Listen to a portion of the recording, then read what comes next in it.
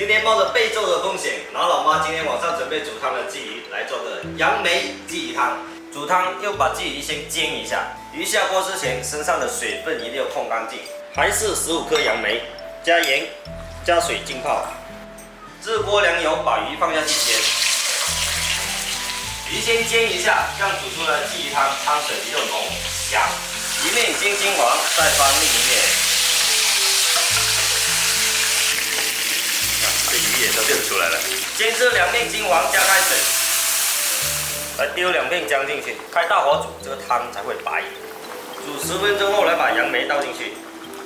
杨梅下去煮了5分钟，出锅前来调一点味就可以了，一点点薄盐，也不要太多。再来一丢丢胡椒粉。看这牛奶般的汤水被煮出微微的红色，这个杨梅就是出味了。其他芹菜、香菜、葱这些就不建议下了。来试一下咸蛋就可以出锅了。三哥，你觉得被揍的几率有多大？鲫鱼汤中带有一点杨梅味，一点都不腥。你觉得会被揍吗？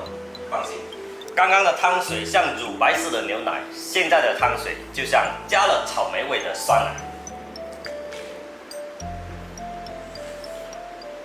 你在演？香，不错。妈，你们不会去喝我指导才去呢？